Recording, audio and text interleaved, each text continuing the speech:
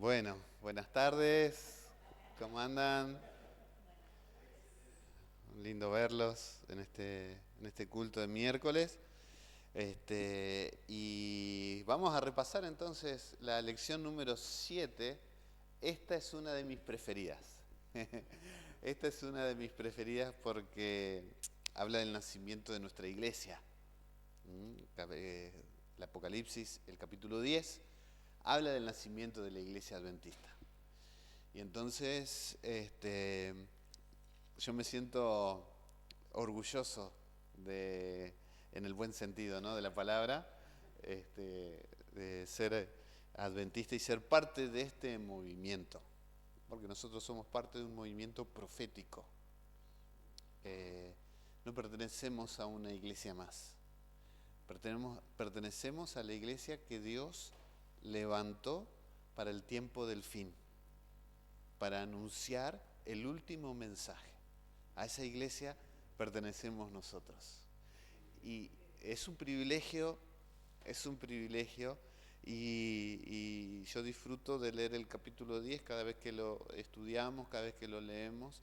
El Señor reafirma en nuestro corazón el llamado que nos ha hecho, la invitación que nos ha hecho a pertenecer a este pueblo. Y es un privilegio que conlleva una gran responsabilidad. Es una gran responsabilidad. Y lo primero que yo tengo que hacer es conocer, es saber, ¿no?, a dónde pertenezco y por qué pertenezco a este movimiento. Y Apocalipsis capítulo 10, el Señor en su misericordia nos ha revelado eso. Nos ha revelado para que nuestra fe se reafirme, ¿sí?, no solo en el plan de salvación, sino que más allá del plan de salvación hay un mensaje que nosotros tenemos que dar, ¿sí?, que es el mensaje de los 3 ángeles.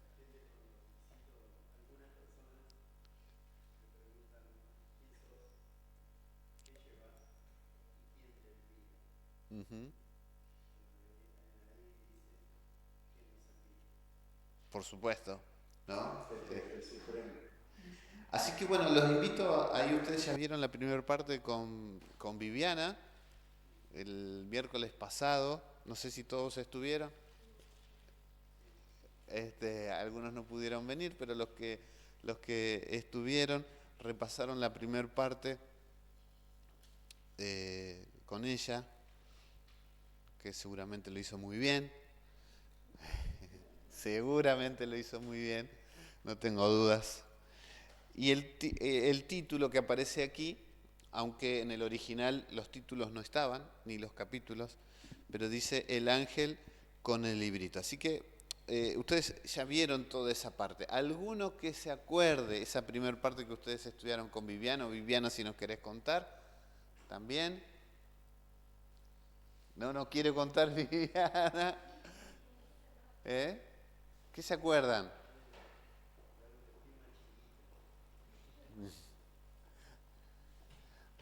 ¿Qué se acuerdan?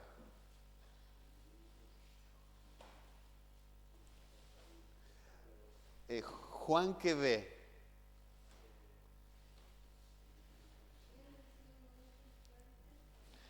Dice que él vio, miren la foto de la hojita. ¿Qué hay ahí? Un ángel, ¿sí? No es la primera vez que Juan ve un ángel, lo relata muchas veces. Juan ve un ángel, ¿sí? Había visto varios ángeles antes, ¿sí? Había visto 7 ángeles, vimos las 3 series de 7, ¿sí? No me dejen mal acá, ¿no? No me dejen mal, ¿eh? Sé que son buenos alumnos, ustedes pueden. Entonces, ¿qué ve ahora Juan? Ve otro ángel que tenía. Ajá. Sí. Muy bien. ¿Y qué más? ¿Qué dijo? A gran voz, ¿no? O sea, y tenía en su mano un librito. Tenía en su mano un librito. Eso es lo que ustedes leyeron, ¿verdad?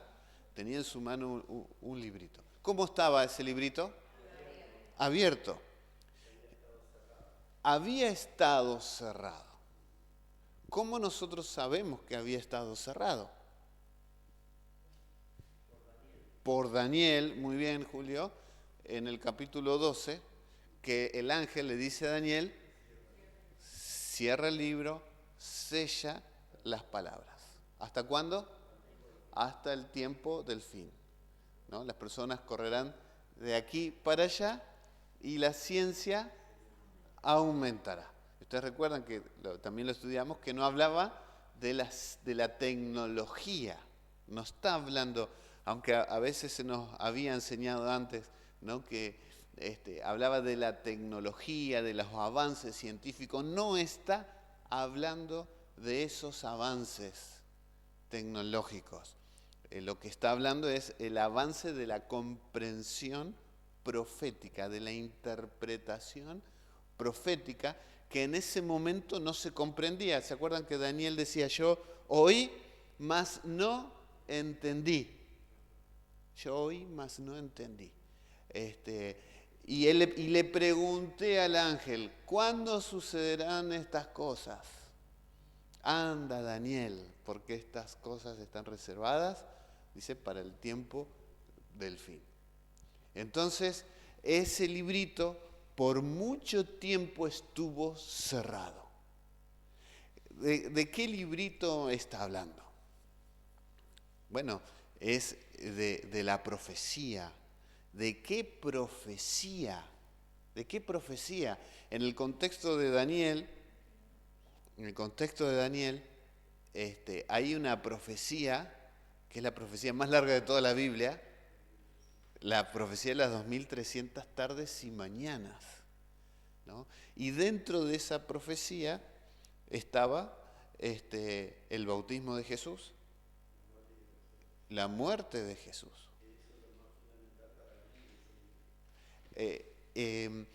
Y el ángel le dijo, 70 semanas están determinadas sobre tu pueblo. Eso viene después que Daniel ora en el capítulo 9, y porque no entendía, el tiempo se iba cumpliendo, y a partir de las 70 semanas el evangelio es para todos, el pueblo incluye también a los gentiles, ¿sí? Por eso Pablo después dice, no hay mujer, ni hombre, esclavo, ni libre, gentil, ni judío.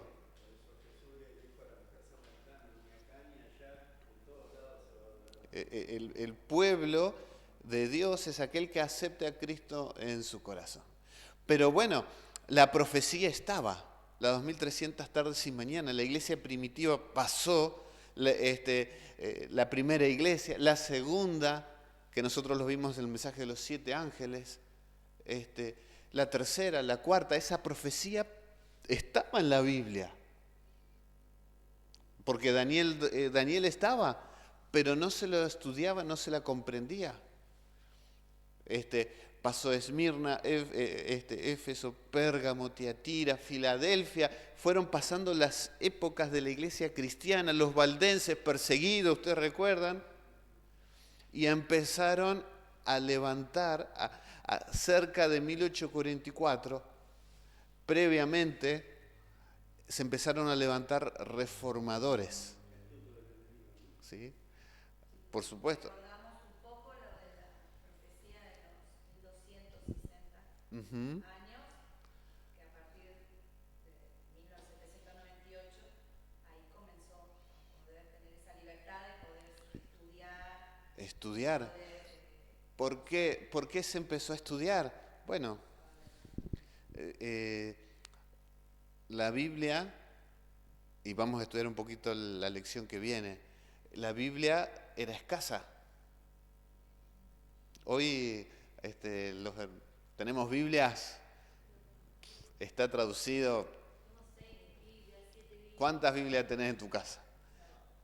¿No? No había Biblias. La gente no accedía a las Biblias. ni el cura de la iglesia local del pueblo tenía Biblia. Las Biblias estaban en los monasterios, estaban en bibliotecas cerradas con llave y estaban en latín. No estaban en el idioma del pueblo. Si vos no sabías latín, que la gente no sabía latín porque era un idioma eclesiástico, era un idioma muerto para la gente del pueblo, o sea, vos ¿en quién confiabas? En lo que te decía, en lo que el cura te decía.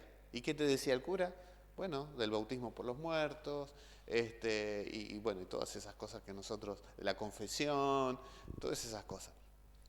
La Biblia después se tradujo, hubo persecución, pero se levantaron reformadores y se empezó a estudiar la Biblia. La Biblia se empezó a estudiar. Y entonces, ahora, aquí en Apocalipsis 10, dice el texto bíblico, el versículo 6, el ángel que vi de pie sobre el mar y sobre la tierra levantó su mano hacia el cielo y juró por el que vive por los siglos siglos, que creó el cielo y las cosas que están en él, y la tierra y las cosas que están en ella, y el mar y las cosas que están en él, que el tiempo, dice, no sería más. ¿De qué tiempo está hablando? ¿De qué tiempo estamos hablando? Estamos hablando de un tiempo profético. ¿Hasta dónde sería? Hasta el cumplimiento de las 2300 tardes y mañanas. Hasta ese momento nosotros podríamos saber los sucesos con una fecha específica. Después de ese suceso, después que terminarían las 2300 tardes y mañanas, ya no podemos saber ningún suceso con una fecha determinada. El Señor no nos iba a decir ni nos iba a anunciar ninguna fecha. Y entonces, dice el versículo 7, dice, sino que en los días de la voz del séptimo ángel, cuando él comience a tocar la trompeta, ¿ustedes recuerdan que estudiamos de las 7 trompetas? ¿Qué iba a pasar con la séptima trompeta? La venida de Cristo, ¿sí? Eso lo estudiamos en la lección 6, el miércoles pasado, no el anterior. Y entonces dice que cuando él comience a tocar la trompeta, el misterio de Dios se consumará como él lo anunció. ¿A quiénes? A sus siervos los profetas. ¿Quiénes anunciaron la venida de Jesús? Bueno, ¿qué profetas anunciaron la venida de Cristo? Cuando nosotros vamos a los profetas menores hablan del juicio final. Hablan del juicio final, de la destrucción, y hablan del día de la ira. El día de la ira de Jehová. El día de la ira de Jehová. Si nosotros vamos ahí, Oseas, Zacarías, Miqueas, Malaquías, me habla del día de la ira de Jehová. ¿Qué es? Claro, un día de la ira. ¿Para quiénes? Para los impíos. Apocalipsis lo describe como aquellos que cuando vean al Hijo de Dios van a pedir a las piedras, ¿no? Y entonces sigue diciendo el versículo 8. ¿Quién me ayuda con el versículo 8? Por favor.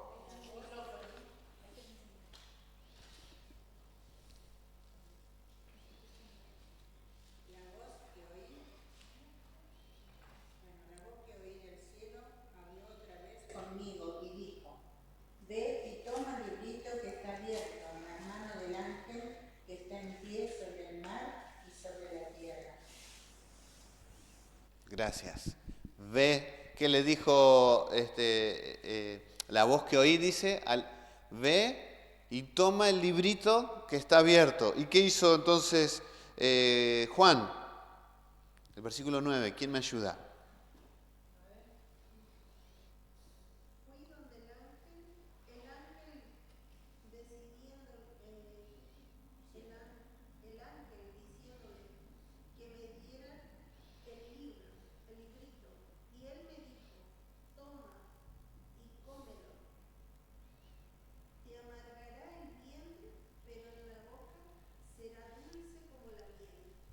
Muchas gracias. Muchas gracias. Bueno, dice que estaba el ángel de pie, ¿recuerdan? Un pie sobre el mar y otro pie sobre la tierra. O sea que su mensaje era un mensaje universal, un mensaje para todos. Ustedes recuerdan que el mar que simbolizaba, el agua que simboliza gente, ¿sí? Y tierra significa lugares más despoblados. El mensaje era para todos. Tenía en su mano un librito que estaba abierto, que antes había estado cerrado, que habla acerca del mensaje, de la profecía. Y el mandato era que Juan vaya y toma el libro y lo coma, ¿sí? Y dice que le avisó que en su boca, ¿cómo iba a ser? Dulce, y en su vientre, amargo. ¿Qué simboliza el hecho de comer el librito? Comprenderlo. Comprenderán. Comer el librito es una expresión que se usa, ¿no? Usamos. A veces los chicos dicen, uy, me comí el libro. Bueno, en la facultad no, me comí los libros. ¿Sí? No es que se comieron los libros de verdad que se comieron, sino que lo estudiaron, que lo comprendieron, que lo entendieron y lo disfrutaron, porque dice que en la boca, dice que eran dulces, era agradable. Exacto, y la historia, ustedes la conocen, comienza con un hombre que se llamó Guillermo Miller.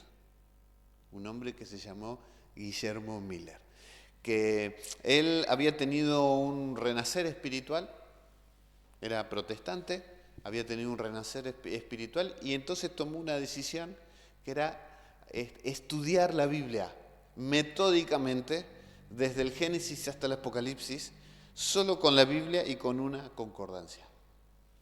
Y él se había hecho como un juramento, decir que él no iba a seguir avanzando de temas si no entendía lo que había leído. Así que comenzó a estudiar metódicamente las Escrituras, las Sagradas Escrituras. Y llegó ahí a Daniel, ¿no? Que nosotros hemos estudiado Daniel. Y llegó al texto que nosotros también lo hemos estudiado, de la purificación del santuario.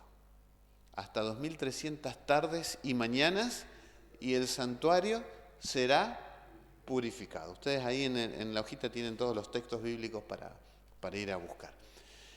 Y entonces cuando él llegó a eso, ya había comprendido el principio día por año, ¿sí? El principio profético día por año, y él entendió que esas 2300 tardes y mañanas eran una profecía, que si él averiguaba cuándo empezaba, por supuesto podía determinar cuándo terminaba esa profecía. Y él interpretó, comprendió, que al finalizar esa profecía, Cristo regresaba a la tierra. La purificación del santuario. La purificación del santuario. Esa era su comprensión. Y empezó a estudiar, y cada vez que estudiaba más se convencía de que era así, que Jesús iba a venir al terminar las 2300 tardes y mañana. Y entonces él al principio puso una fecha, ¿no? Llegó a la conclusión. El 458 a.C. y llegó hasta un año antes de la fecha conocida de 1844. Y él nunca había predicado, nunca había pasado al frente, nunca había dado un mensaje. Era una persona tímida, reservada, que no se animaba a pasar al frente. No sé si alguna vez alguno de ustedes nunca pasó, tal vez a predicar. Y si te dice, ¿podés predicar este sábado o el sábado? Y algunos no, van a decir, ¿no? Yo la primera vez que pasé a predicar, la primera vez tenía como 19 años. 19 años cuando pasé a predicar. Literalmente me aplaudían las rodillas. Menos mal que no había problema en usar el púlpito, usamos el púlpito, me tapaba todo, ¿no? Tapaba todo. Pero me acuerdo que prediqué 7 minutos. ¿Sí? Me olvidé todo lo que había, me olvidé todo, literalmente me había olvidado todo. Y Guillermo Miller nunca había predicado y él empezó a compartir con sus allegados lo que había descubierto, porque había descubierto que Jesús iba a venir. Y lógico, empezó a compartir y sentía en su corazón el fuego del Espíritu Santo que le decía que tenía que predicar y él luchaba, decía, no, yo no predico, yo no voy a predicar, no, de ninguna manera. Y el Espíritu Santo, ¿vieron cómo es el Espíritu Santo, no? Que insiste, que insiste, te busca, te insiste. Y entonces él llegó a un acuerdo, dijo, bueno, Señor, si alguien me viene a mi casa a invitar a predicar, bueno, yo voy a predicar. Y dice que bueno, llegó, alguien tocó la puerta, abrió la puerta de su casa, era su sobrino, que dijo, tío, mi papá dice, si el domingo, él no guardaba el sábado, no habían descubierto la verdad del sábado, si el domingo podés ir a predicar.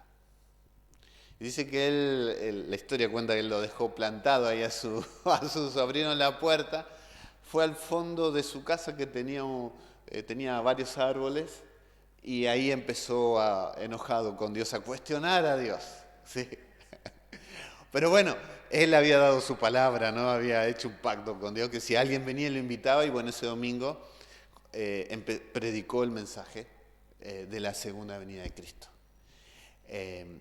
Y ese mensaje convenció a varias personas. Y a partir de ahí empezó a predicar, porque lo empezaron a invitar en otras iglesias, también de otras denominaciones, como por ejemplo la Conexión Cristiana. La Conexión Cristiana era una religión que Jaime Huay era de la Conexión Cristiana, que fue uno de nuestros pioneros. Presbiterianos, metodistas, bautistas, lo empezaron a predicar de varias iglesias, y algunos hermanos de cada iglesia se unieron a ese movimiento. Los líderes de cada iglesia se enojaron, los expulsaron, muchos fueron expulsados de sus iglesias, así que ellos se reunían en graneros, se reunían en el campo para seguir predicando, y comenzó el movimiento adventista, el movimiento que no se llamaba adventista, el de la segunda venida. Fue un movimiento y la gente empezó a creer. Pusieron la fecha, 22 de octubre de 1844, que hace poco fue el 22 de octubre, ¿no? Y el mensaje creció. Imagínense que Cristo venga, sepamos que Cristo venga de acá a 2 años. Ahí lo que dijo hoy Julio en el pedido de oración, ahí sí nos movemos como iglesia, ¿no? Bueno, sí, vamos a trabajar, ¿verdad? Y así fue, empezaron. La historia dice que en muchos lugares se agotó el papel, porque ellos imprimían folletos, panfletos, se decía panfletos, para distribuir de la segunda venida, de las reuniones. Y cada vez se acercaba más la fecha, ya faltaba un año, faltaba medio año para que Jesús viniera. Ya los que trabajaban en el campo, cuando tocaba sembrar, ya no sembraron. ¿Para qué van a sembrar si Jesús va a venir antes de la cosecha? ¿No? Entonces no sembramos. Muchos vendieron sus animales, sus tierras ¿para qué no iban a necesitar? Recibieron muchas burlas durante ese proceso, la gente se burlaba de ellos, pero ellos tenían su fe firme. Jesús iba a venir el 22 de octubre, llegó ese domingo, se congregaron en lugares, todos un grupo acá, otro grupo allá. El movimiento era en Estados Unidos y miles se congregaron esperando la venida de Jesús, que llegaba ese día. Llegó el 22 de octubre, pasaron cantando, estudiando la Biblia, llegó el mediodía, llegó la tarde, y la gente mirando el cielo feliz, ¿sí? Nadie tenía duda de ese día. Llegó la noche, llegaron las 11, se pusieron afuera a esperar la venida de Jesús. Elena de Juárez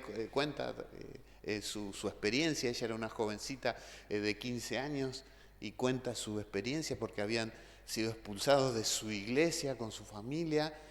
Y ella cuenta que llegó las 12 y Jesús no vino. Tocaron las campanas y Jesús no apareció. Y claro, dice que ella cuenta que lloraron toda la noche. Que nosotros conocemos ese evento como el Gran Chasco. El Gran Chasco. Que Era una decepción, una vergüenza, una frustración. Después, ¿a dónde volvemos? ¿A qué casa? ¿Qué comemos? ¿Con qué voy a alimentar a mis hijos? O sea, era mucho, no era solo la religión. No. Era todo, la credibilidad para continuar. Fue algo terrible. Se compara al chasco de los discípulos cuando vieron a Cristo en la cruz. Que ellos hasta hace poco decían, bueno, yo voy a estar en el nuevo gabinete, ¿no? En el gabinete voy a hacer ahí el trío de hierro, ¿cómo le dice Emilio? El trío de hierro, voy a estar ahí. Y era el chasco. Terrible, terrible. La Biblia lo describe, ¿no? Brevemente. Dice que amargará tu vientre. Y fue así. La iglesia, el grupo, el movimiento se dividió. Unos cuantos volvieron a sus antiguas iglesias. Otro tanto dejó de creer. Otro grupo siguió poniendo fechas de la segunda venida. Siguió poniendo fechas y hoy son los testigos de Jehová. Sí, Julio. Muchas veces nos pasa con la experiencia cristiana, que para probar lo dulce primero tenemos que probar lo amargo. No puede haber una cosa con otra, las dos van juntas. Muchas veces nuestra experiencia que vivimos con Dios, a veces solamente queremos, Señor, ven pronto a buscarme, pero estamos con un pensamiento egoísta y los demás, el que está afuera, ¿no? Entonces creo que Dios quiere que reflexionemos sobre esto, porque ojalá el Señor venga. Uno está cansado de vivir en este mundo, las cosas que suceden, pero Dios todavía tiene misericordia sobre esas personas. Por eso dice, puso un pie sobre el agua y sobre la tierra. Una demostración de que hay gente, hay mucha gente. Es así. Fue un mensaje universal. Sin embargo, Cristo no vino. Hubo un grupo más chiquito que decidieron seguir estudiando. Ellos estaban convencidos de que finalmente... No, que había algo. ¿Cómo te repones a esa situación? Dios nada más. Con mucha tristeza. Fortaleza nada más que para volver. Pero estaban seguros de que no, la Biblia no se había equivocado, que ellos se habían equivocado en algo. Y entonces hubo uno de los hermanos de iglesia, Hiram Edson, que mientras empezaron a visitar, ¿no?, a los desanimados, empezaron a visitar, y cuando iba caminando tuvo un pensamiento que algo había ocurrido en el santuario. Que el 22 de octubre de 1844 había pasado algo, pero no era que la segunda venida, sino que algo había ocurrido en el santuario. Y eso está en Hebreos capítulo 4, del versículo 14 al versículo 15. ¿Qué es lo que pasó el 22 de octubre de 1844. Hebreos, el capítulo 4, del versículo 14 al 15.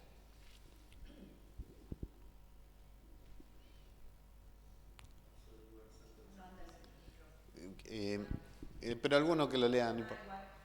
Dice, por tanto, teniendo un gran sumo sacerdote que traspasó los cielos, Jesús, el Hijo de Dios, retengamos nuestra profesión.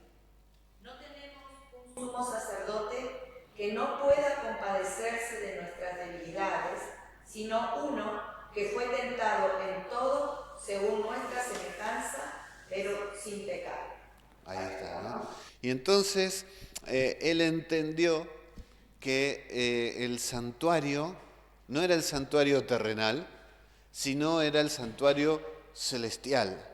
Y ellos habían estudiado mucho la Biblia y sabían que había un evento en el santuario terrenal que ocurría una vez al año, que era el día de la expiación, que era el día del juicio, que era el día en donde el sumo sacerdote entraba al lugar santísimo y hacía expiación, y era el día del perdón, que nosotros conocemos. Se hacía una vez al año, el pueblo se preparaba, nosotros lo hemos estudiado en las escuelas sabáticas anteriores, el pueblo se preparaba, eran como días feriados, varios días, porque era el día del juicio.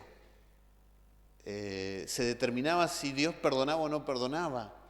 Los pecados, ustedes recuerdan, se acumulaban ahí en el santuario y ese día se purificaba el santuario. Se echaba suertes entre los dos corderos, ustedes recuerdan, los machos cabríos, uno por Jehová y otro por Azazel, ¿se acuerdan? Y él entonces entendió que en el cielo, que el santuario terrenal ya había terminado cuando Jesús murió en la cruz.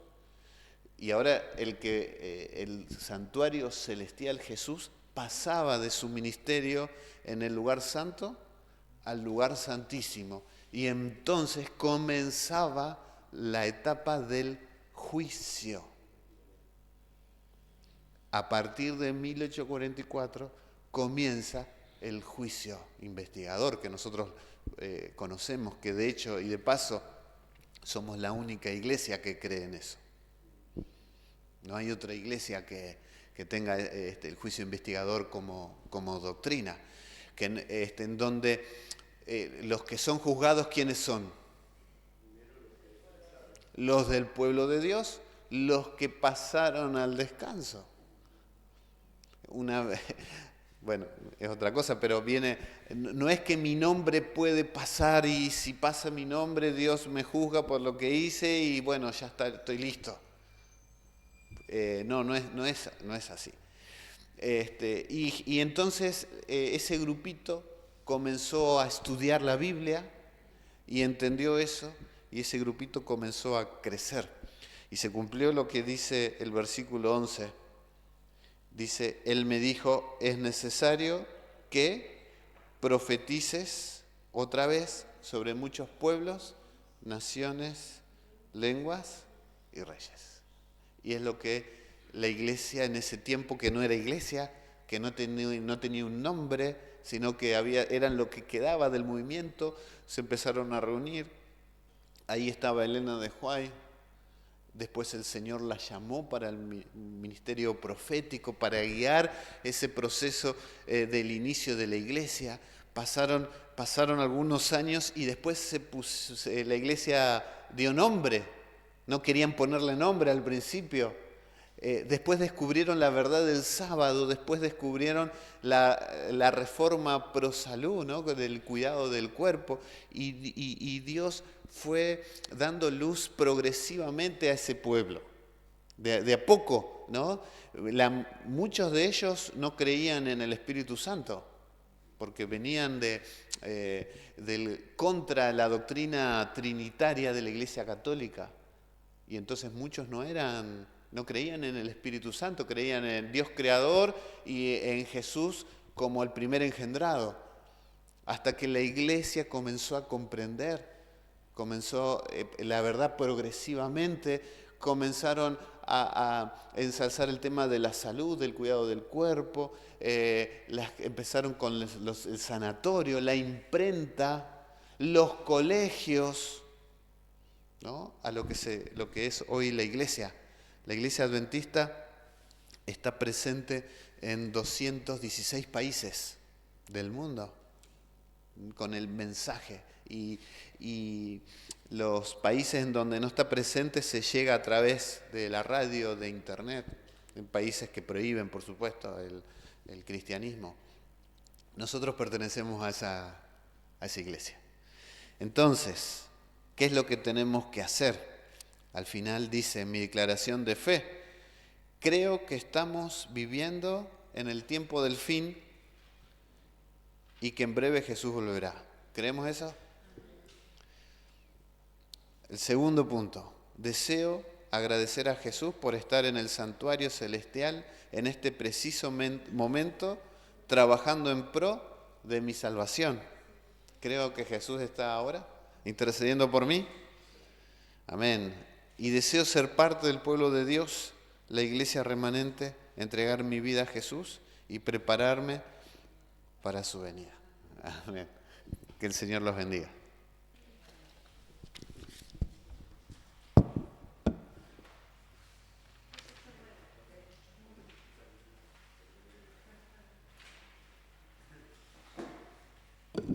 Se notó que le gustaba, ¿no? El tema. Se gustó. Muy bien. Estudiamos para el próximo miércoles la lección número 8 que habla sobre los 2 testigos, ¿no? Muy bien. Vamos a cantar el himno número 389, ¿te parece, Elías? Conversar con Jesucristo. Ah, bueno, a ver, cambiemos. Te envío a ti. ¿Podés encontrar, Elías? Te envío a ti. ¿Encontrás, Elías? 573. Muy bien, nos ponemos de pie.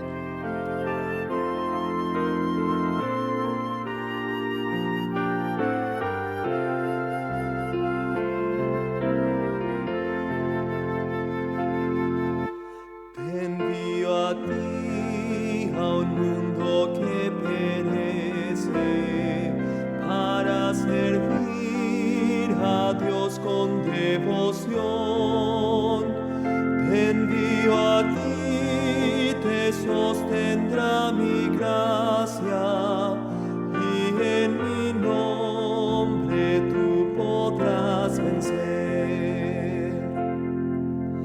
Te envío a ti a un mundo desolado que olvidó el precio de la cruz.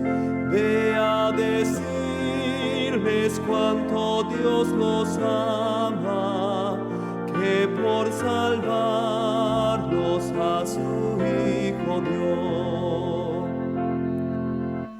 Tal vez mañana sea ya muy tarde y la cosecha puedase perder. Hoy es el día, anda y no te tardes, contigo iré la mies a recoger. Te envío a ti, aunque el sendero pase por valles negros de tribulación.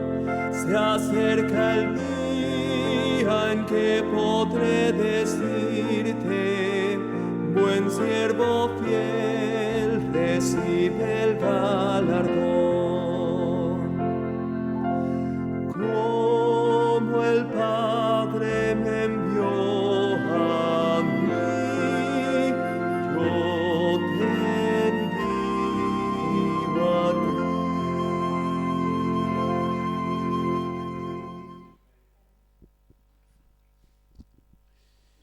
Querido Padre que estás en los cielos, Señor, sabemos que tenemos una gran responsabilidad Sabemos, Señor, que tenemos un compromiso que hemos asumido contigo el día que entregamos nuestro corazón a Cristo, de no solo pertenecer a tu pueblo, sino dar a conocer este mensaje de salvación, pero es un mensaje, Señor, apremiante para anunciar la venida de Cristo.